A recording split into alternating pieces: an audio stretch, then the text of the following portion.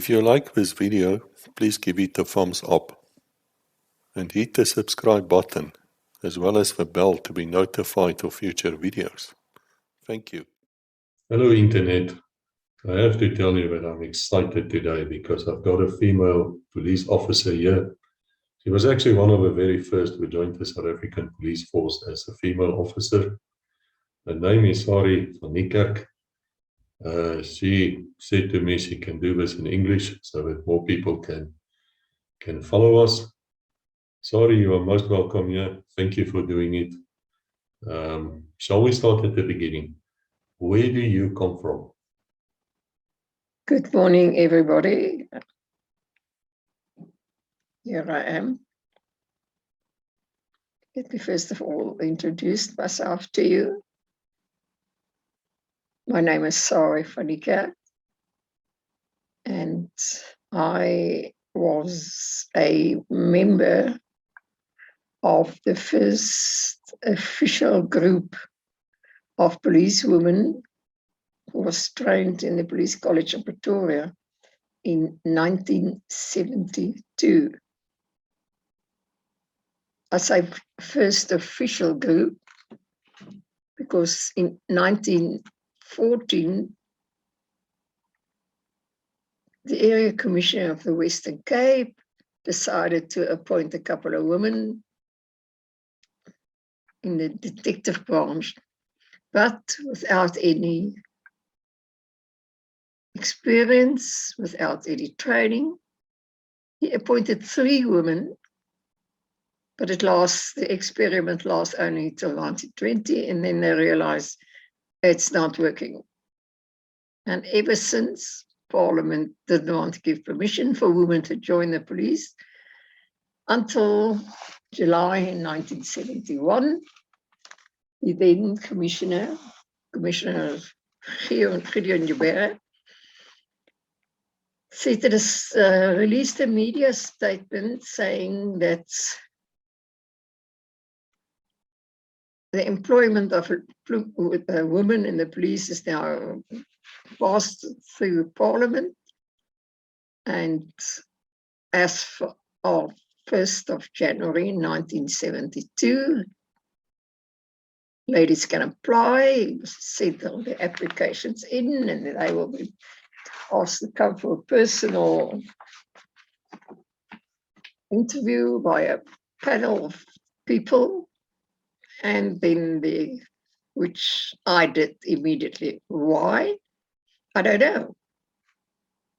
I tried many things. I was well qualified, but early in my life, I decided I want to try different works. I want to make sure that I'm in the right position, in the right job, which I did.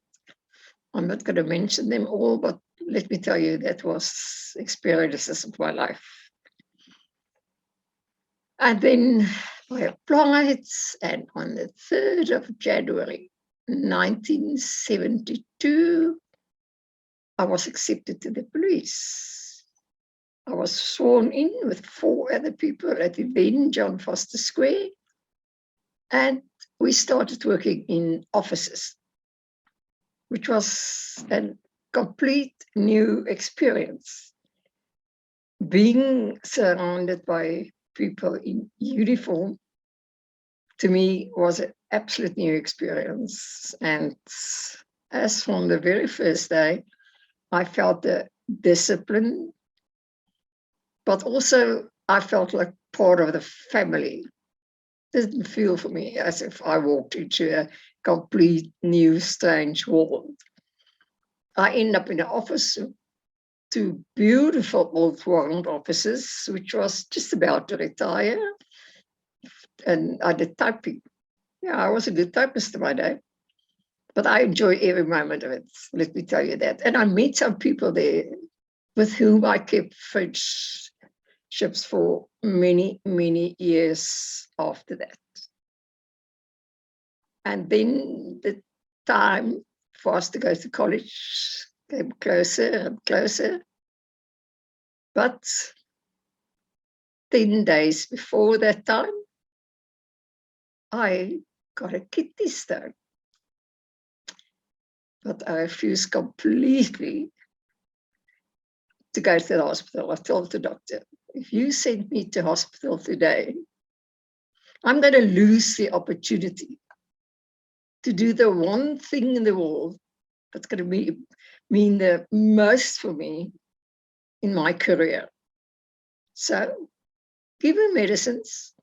I'll take care of myself, but I'm going back to work because I've just got to be in the college and start my training on the 3rd of March, 1972, which I did.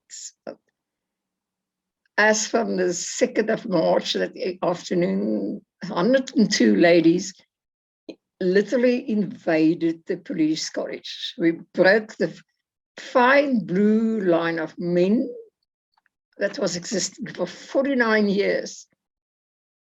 And I must say, not all men was very happy with us. There were plenty out there who wished that we will not succeed. And they told us, you just here for publicity stunt.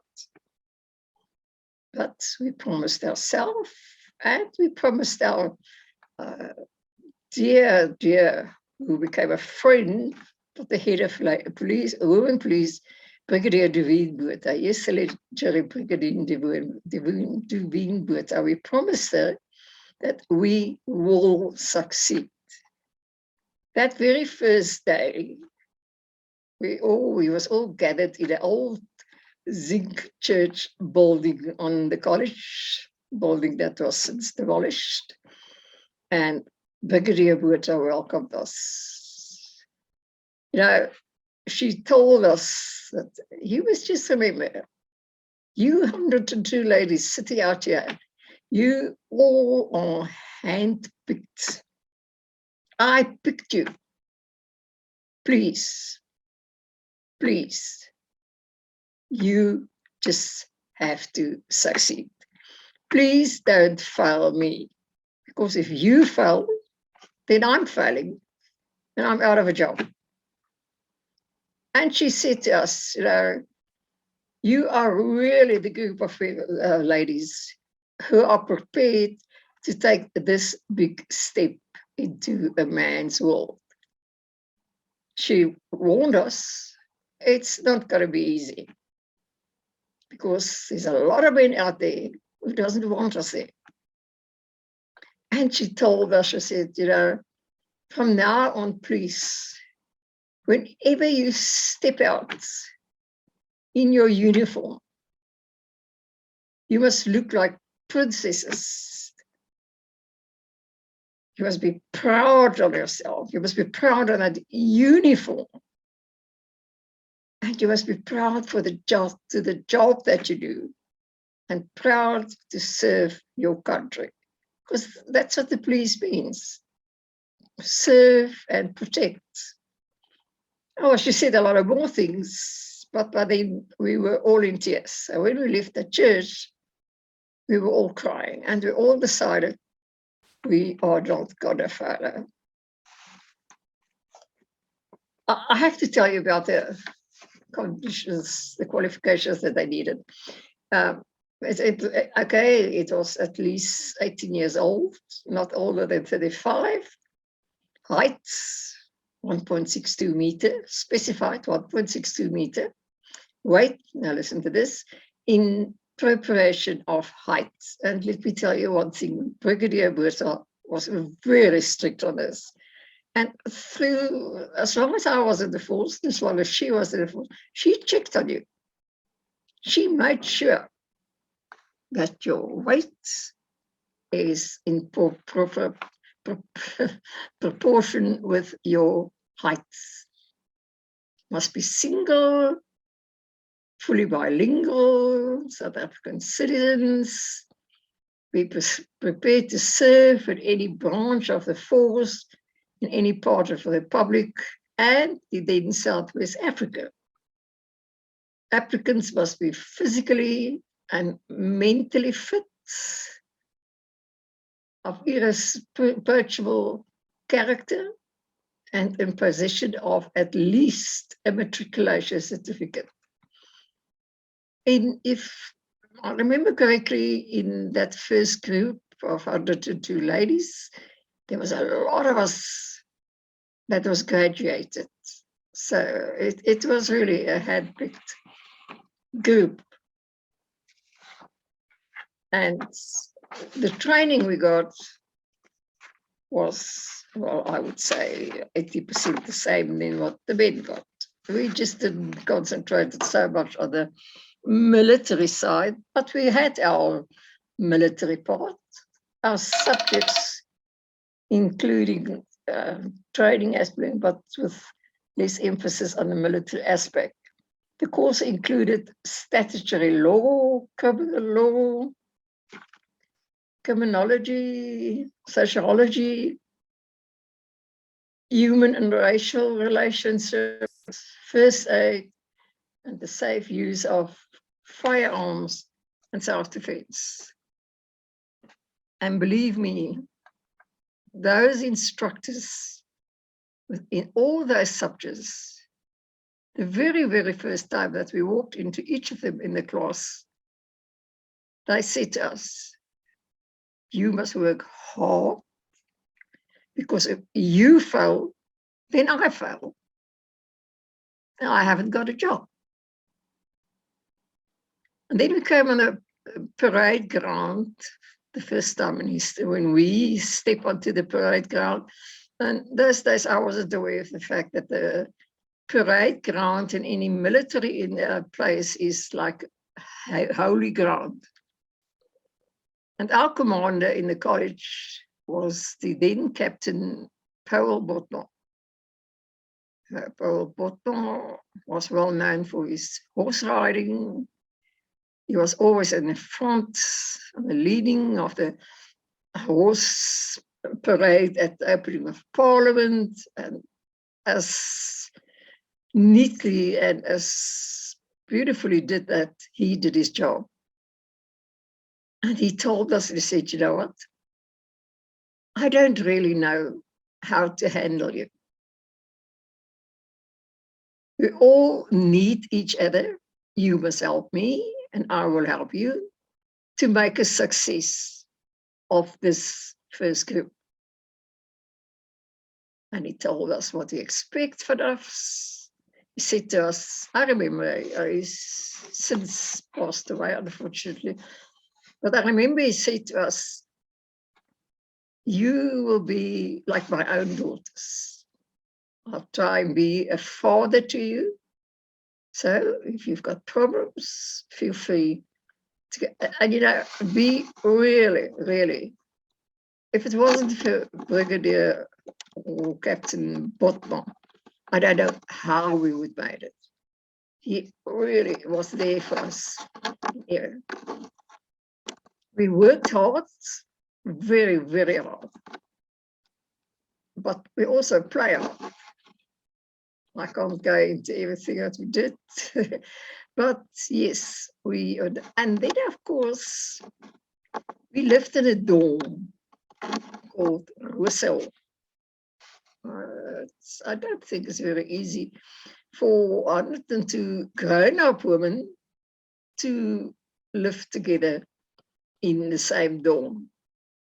But we did it successfully. We became big friends. We did everything together, except for the competition that was between the three platoons. But I was appointed as platoon leader of one of the platoons. And my deputy was my good friend, which unfortunately has also passed away, Leslie Oret. And then about 6 weeks into our training, we decided to change. Leslie will become the platoon leader, and I'll take the deputy, because Leslie was part of the previous year's first girls that got training in the army. So she knew something about military marching, and I didn't. So, because there was a competition on, by the end of the year or by the end of the training, they would choose the best platoon, which also included marching. So, but let me tell you, it's not like I was used to boarding school dorms, but this is completely different. There wasn't a thing like, oh, you can go home on a Friday afternoon. Not at all. We were there for just about 5 months. And I think in the 5 months, we had something like 3 free weekends. Otherwise, we just had to stay in the college over weekend, and they kept us busy. But which I think that I can't forget to tell you, I can't leave out in this conversation, is the weekly inspection. Every Friday was inspection time. And you know, by inspection, for Winnie Mandela, who had the nickname of Napoleon, inspection was inspection. The night before inspection, we never slept. Because if Devine found one little dust spot, when she put her hand underneath your mattress wearing a white hand glove, you were in trouble. So we polished, and we polished the floors, we washed everything just to please Devine. Now, some of the girls slept, well, we don't sleep in our beds, because your bed had to be made according to military standards. And Devine took a stick to measure and see if the sides of your bed are perfect the same. So we made any other plans to sleep. But it worked. It worked. By the time we all left the college, we know how to make a bed. We know how to clean a room. And above all, we know how to clean shoes. Yeah, it sounds strange. But we were wearing flat blue, navy blue shoes. And Winnie Mandela wanted to see her face in your shoes when she went past you. If not, please don't walk past me with dirty shoes. So the cleaning of your shoes every night took up hours. I know mine. I had a special procedure. I had a special blue polish razor, and I used a brush, a duster cushion. Pantyhose, I believe it, pantyhose. But every morning my shoes were so bright. Well, I was known in the college as the girl with the bright shoes. But to get back to the college, the subjects that we did was strange to all of us. None of us had any law background. I mean, what did we know about law? What did we know? How to arrest a person? How to investigate a person? Those are things that was very, very strange to us. But I just want to get back to why I joined the police. As I said, I don't really know. I had no reason. I had a good job, and I was working those days. I was working at the PR company in Johannesburg. I got a good salary. I was very happy with my job. So there was never such a thing that I'm not going back on the Monday. And then that Sunday morning, when I opened the Sunday newspapers, I saw the advertisements that they looking for ladies to join the police force. It's not as if I'm coming out of a long line of police. In my family, there were no police. My family were farmers and teachers and typists, and that, but no police.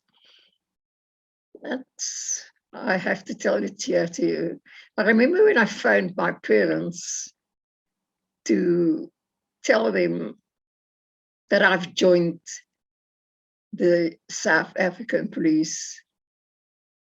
My dear father was fuming, man. An attitude that I definitely didn't expect. I told them with so much hope because I was sure they would be so proud, and this youngest of them, but they weren't. And they really tried everything to get me out of it.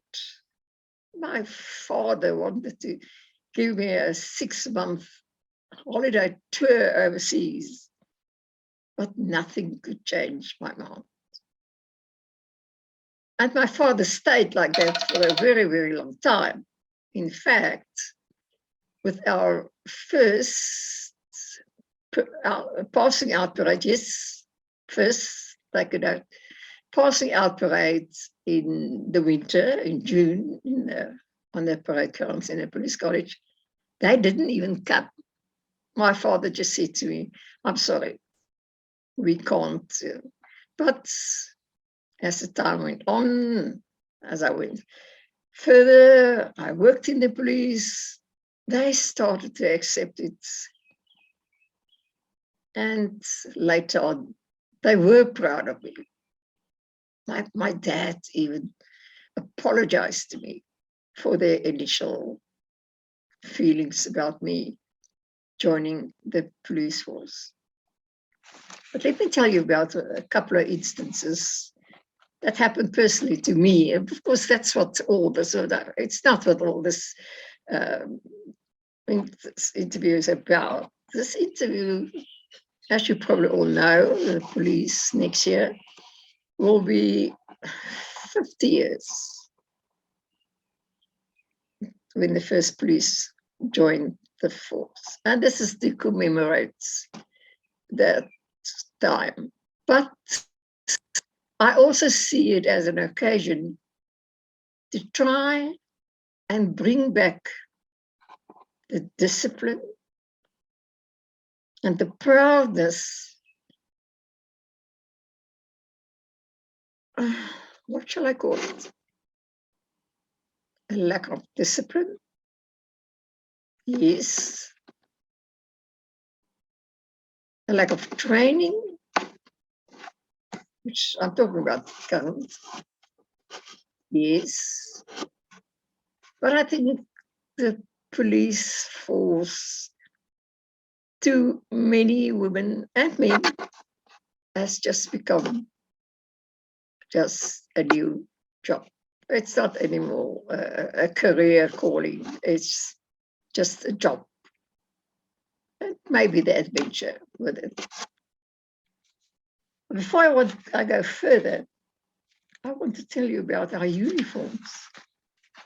Now, the first uniform that we had,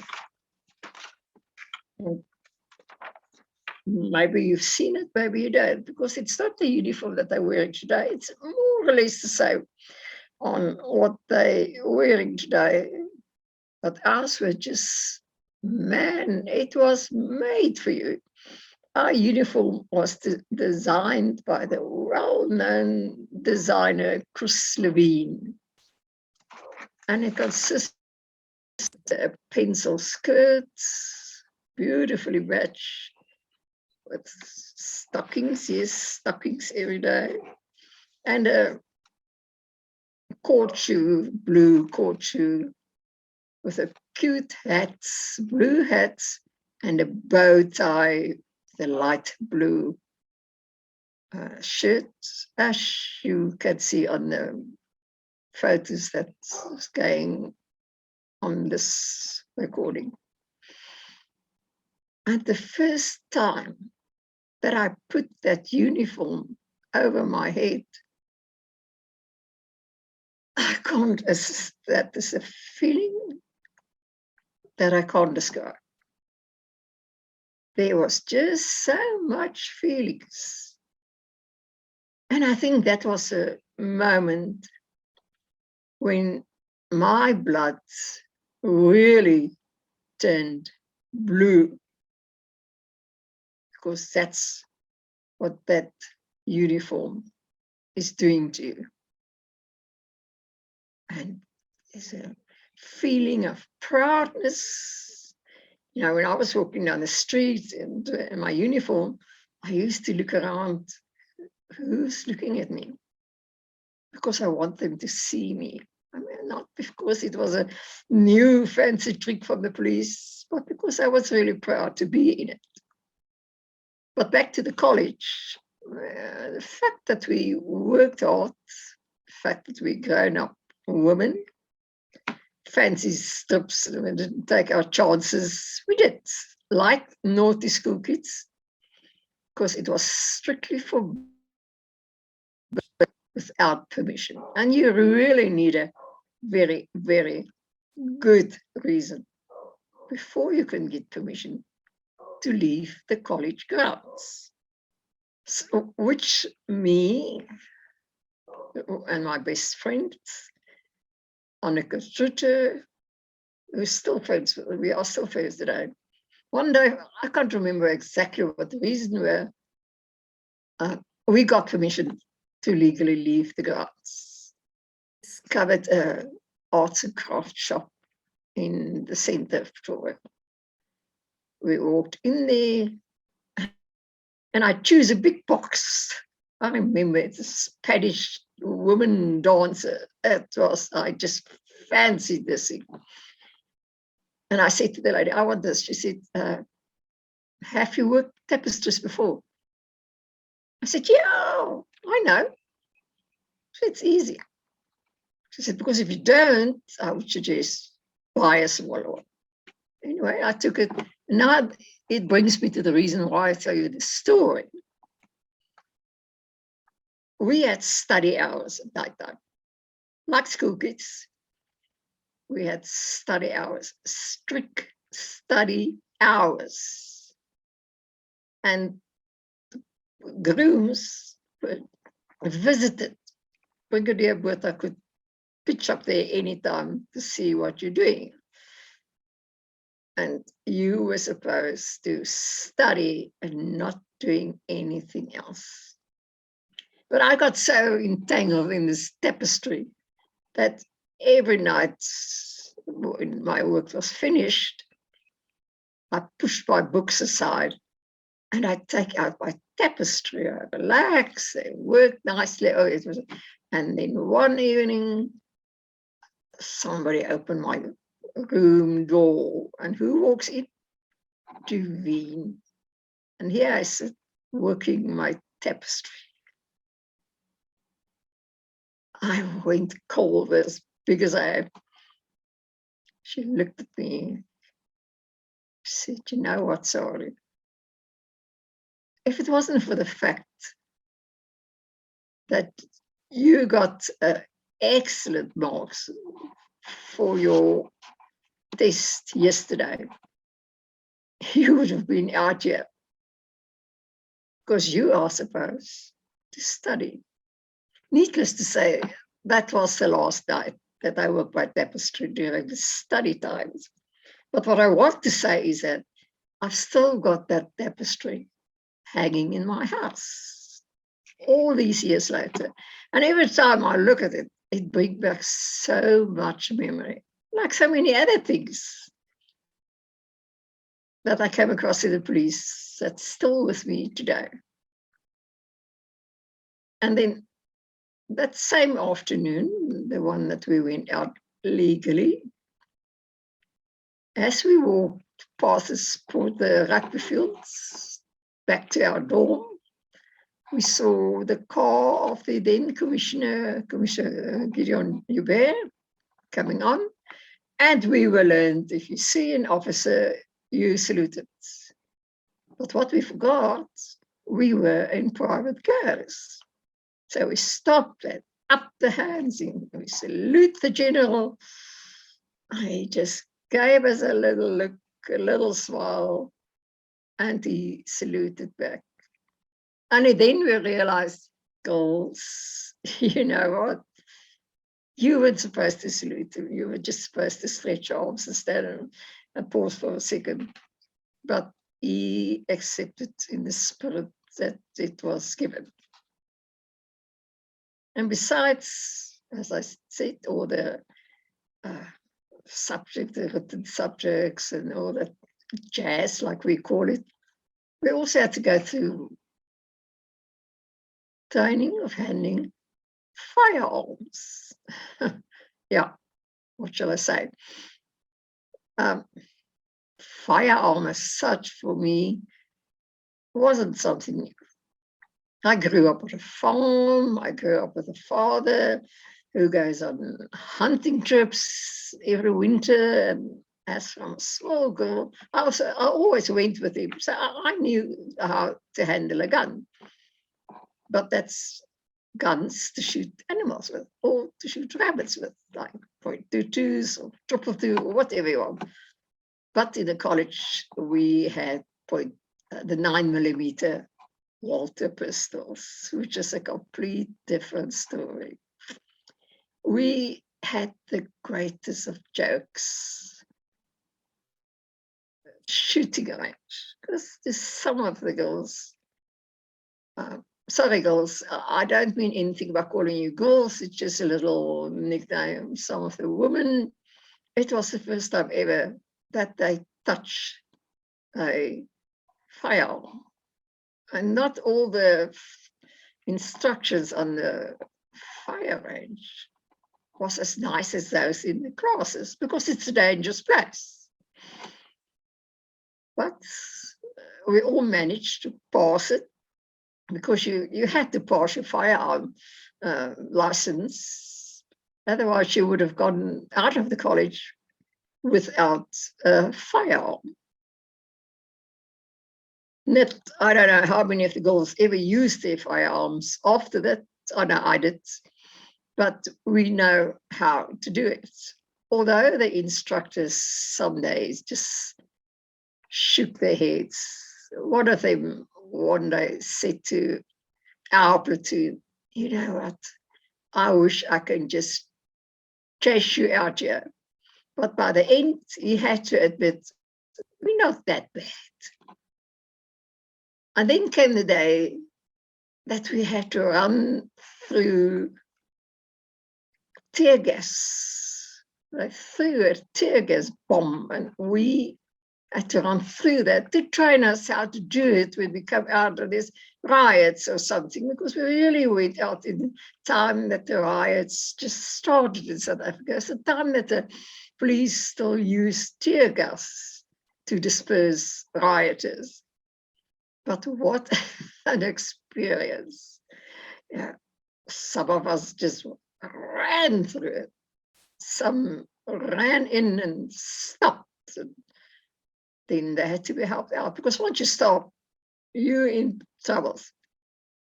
But we enjoyed it. We know what it means to come in the way of a tear gas. So we know when we went out, when we left the college, we know what to do if we come into that situation.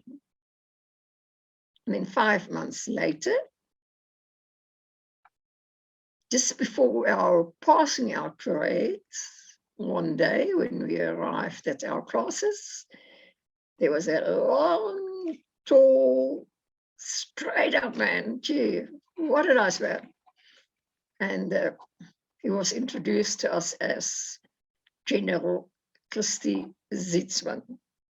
I'll never forget him. We became such big friends afterwards. And Devine told us, and he said, she and the general has made a list after consideration, after going through all of us history, how we did in the college. They chose 10 girls, or 10 ladies, let me put it that way, who is going to be kept back in the college to get security branch training. what an experience. That same General Zitzman and the later Commission General Jan Coetzee were amongst the instructors that gave us our lessons during that month training. You know, I must tell you, I've heard names and I've heard terms and I've heard about happenings and I've heard so many things in those classes which I've never ever even heard of. We had to learn it. That was, to me, that last extra month training was much harder than what the whole 5 months were. But, you know, we just came out of a successful training. We just had a beautiful passing out parade. Yeah, the first ever where women were on the parade ground at the same time as the men. So it was a great thing, and the passing out parade was great for us. It was just, we were just on the top of the world. It was all that knowledge that was pumped into our brains during that month of security training. It was, you just left that college a different person.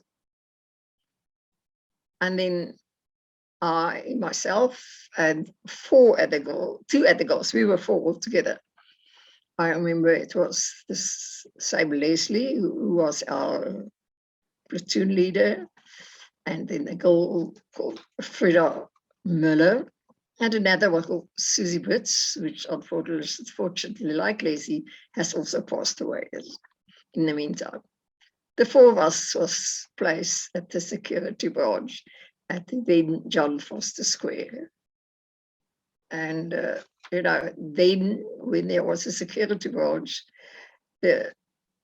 although you use the same underground floor to get to the lifts, you didn't use the same lift to go up to the 10th floor than what the other people used to go to their offices. So that first day, when I waited there for that specific lift, and there's a couple of men surrounding me, and I felt, oh, wow, what have I let myself in for now?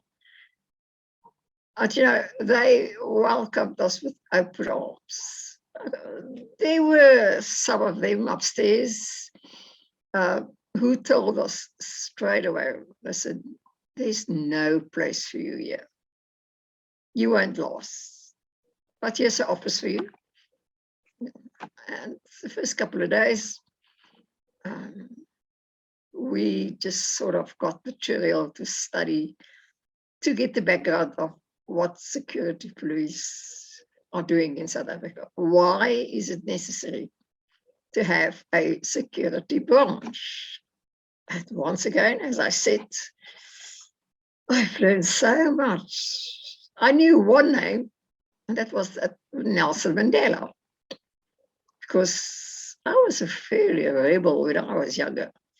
When I was a student during the Rivonia trial, high treason trial, I skipped 2 days classes at the end of the trial when Mandela made his now famous speech in court for why they shouldn't be found guilty.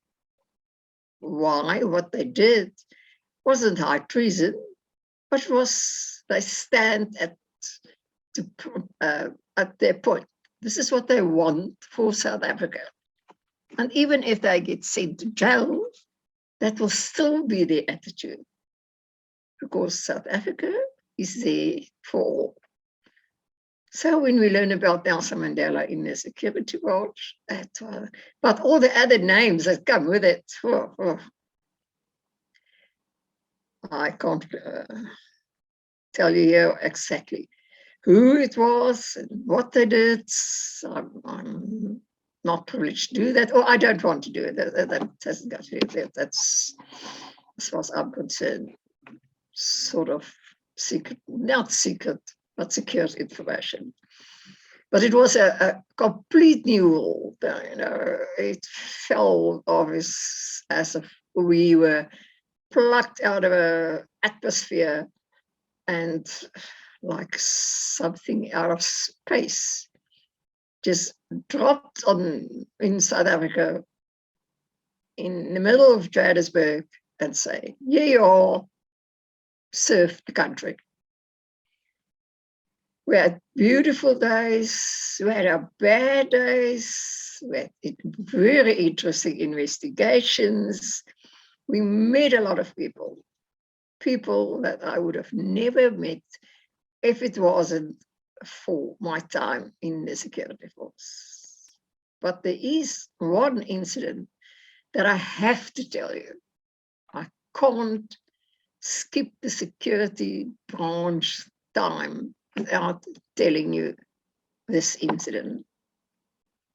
My partner, with whom I worked, was Lieutenant Nati van Rensburg. I used to call him Nati because he was many, many years older than what I am. And one day we got information that Winnie Mandela, which was locked down in Brandfort in the Free State those days, that she's been seen in Johannesburg and Soweto. She wasn't supposed to be there. We got the address, we went out.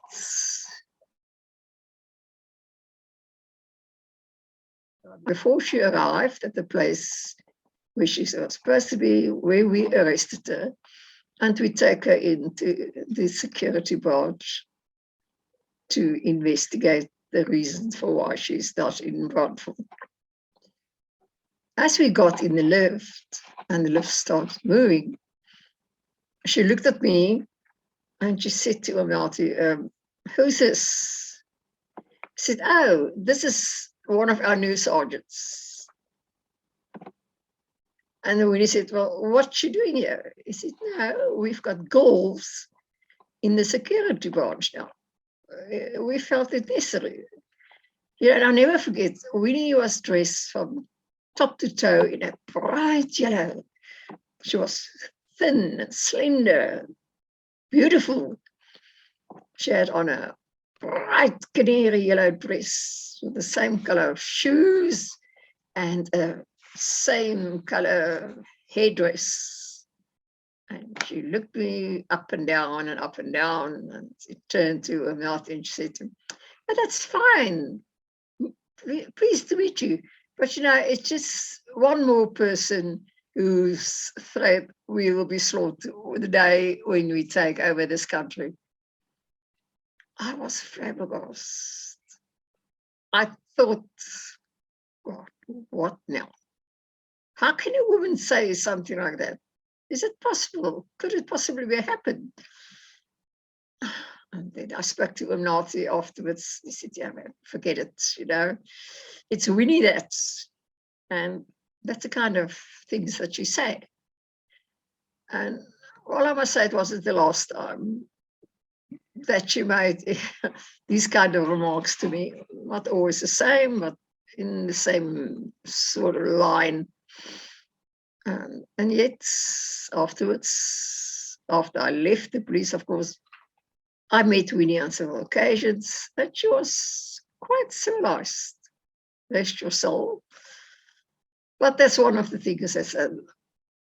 I can't really disclose the cases that we worked. It wouldn't be fair. And then came what we all thought was the first domestic terrorism urban terrorism in South Africa, the Fox Street incident. I remember where 2 persons were held hostage in an office in a building in Fox Street, funny the name Fox Street incident. And we, as members of the security branch, some of us was pointed out there with some other, I remember General Long Hendrik van der Berg, as we called him, he came later in the night because the negotiations with these people went on right through the night.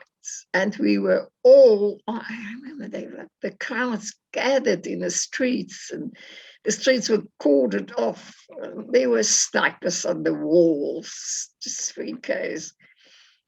And then by the morning, when they eventually surrendered, it turned out that it wasn't urban terrorists. That was just a personal thing between two brothers and the building manager.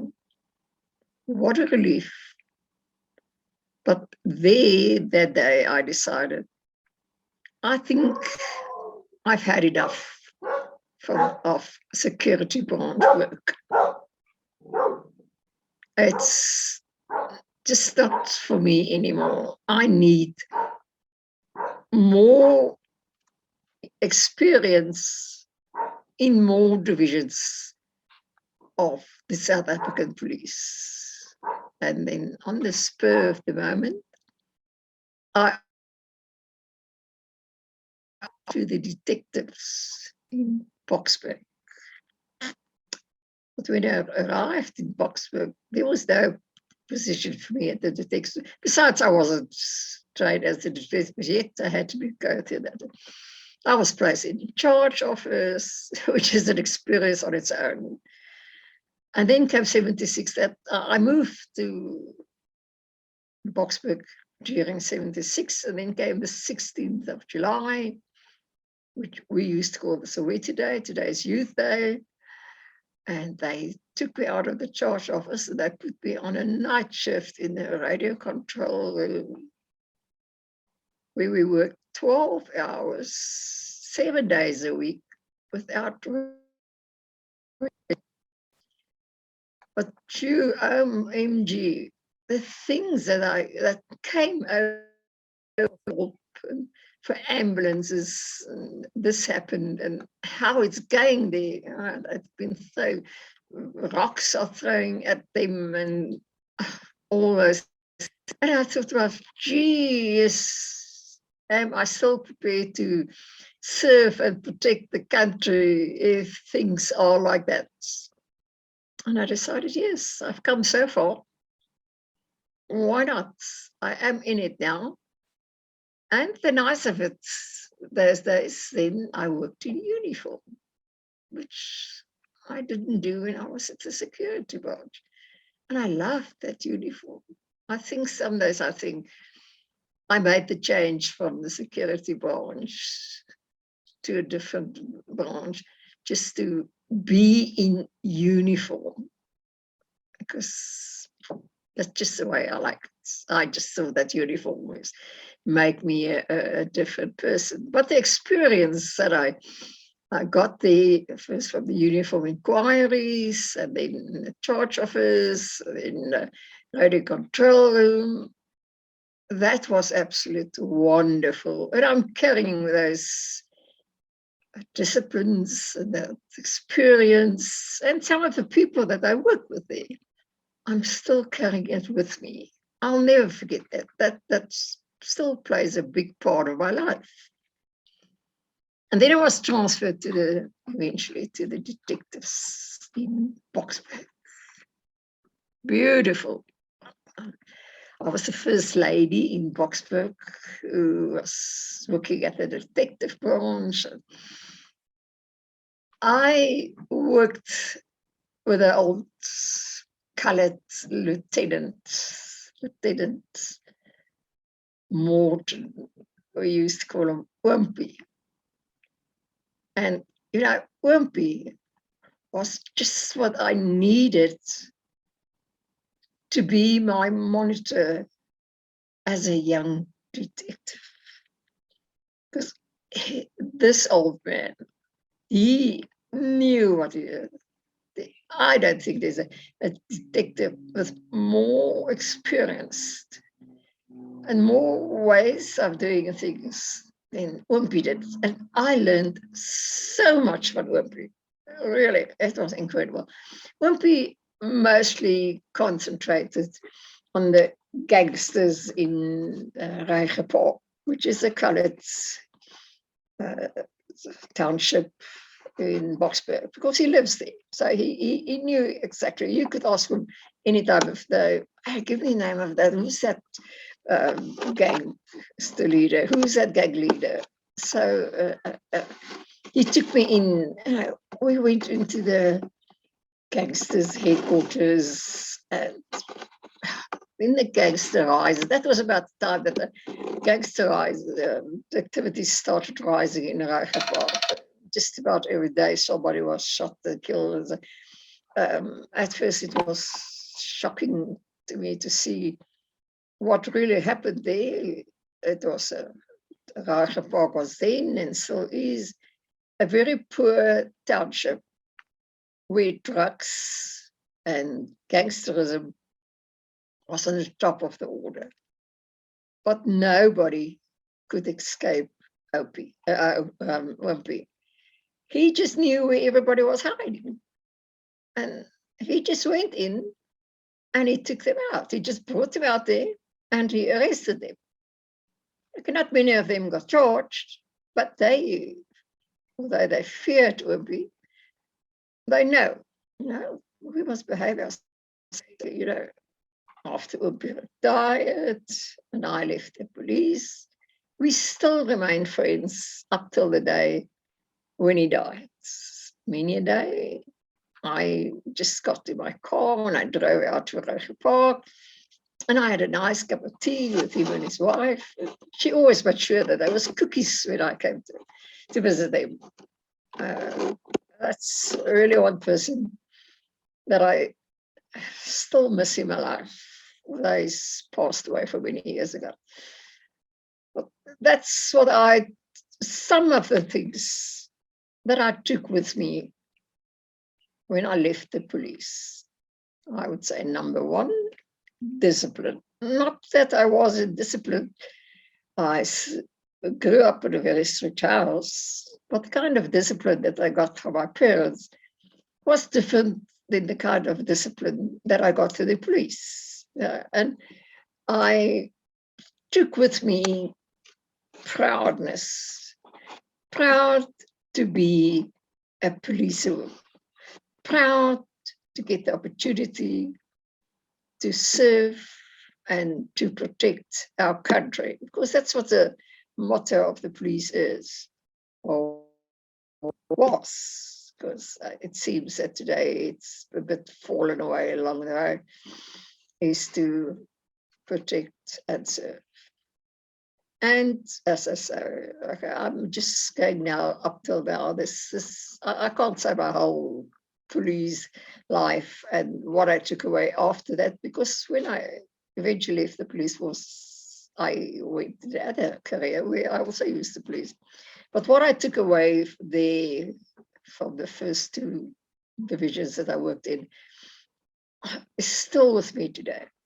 Many a day, I still think about it. And I still thank the people who helped me to be the person that I am today. Well, that's enough for today. We'll be chatting another day. Thank you. Bye.